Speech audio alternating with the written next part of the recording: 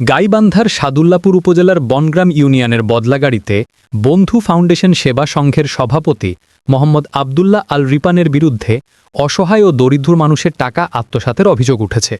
ঘর নির্মাণ, বয়স্ক ভাতা, প্রতিবন্ধী ভাতা, পুষ্টি ও মাতৃত্বকালীন ভাতা, দর্জি প্রশিক্ষণ এবং ফায়ার সার্ভিসে চাকরির প্রলোভন দেখিয়ে তিনি লাখ লাখ টাকা হাতিয়ে নিয়েছেন।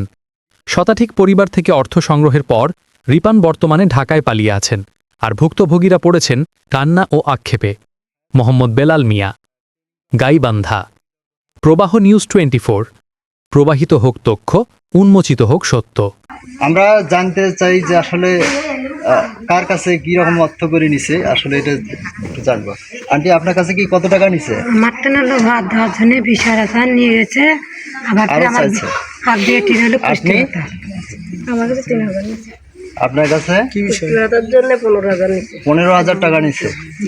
আন্টি, আপনার কাছে কত টাকা নিছে? আচ্ছা, আন্টি আপনার কাছে কত টাকা নিছে?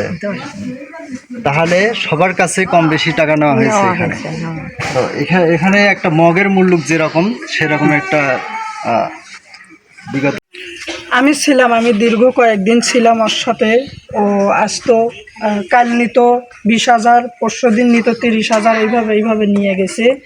তো অনেক টাকায় নিয়ে গেছে, এখান থেকে অনেক অত্যাধিক টাকায় অনেক টাকা নিয়ে গেছে। কিন্তু আমরা চাই যে আমাদের জনগণের টাকা জনগণের কাছে দেখ, এবং আমরা সঠিক বিচার চাই, এবং আইনের আত্রায় এনে তার আমরা সঠিক বিচার চাই। এবং আমি চাই যে আমার যারা ভুক্তভোগী আছে আমরা জেনেছি যে এই রিপন jago24.com এর একজন স্টাফ রিপোর্টার ছিলেন। হ্যাঁ, সাংবাদিক। দেখতে পাচ্ছি ওসি মহোদয় ছিলেন, সমাজসেবা অফিসার মানিক চন্দ্র রায় ছিলেন, শাহরিয়া খান বিপ্লব, রফিকুল ইসলাম, ফজলুল কায়েম হুদা, আব্দুল। আমরা প্রমাণস্বরূপ দেখতে পাচ্ছি এগুলো রসিদ কাটা হয়েছে, মোটামুটি বেশ কিছু রসিদ, এবং ভিজিটিং কার্ড আছে রিপনের। এখানে ভাতা কার্ড করে দেওয়া হয়েছে, পুষ্টি ভাতা। তারপরে হচ্ছে ভাতা কার্ডের ফর্ম এটা দেখতে পাচ্ছি, সেখানে সবার ফোন নম্বর দেওয়া আছে।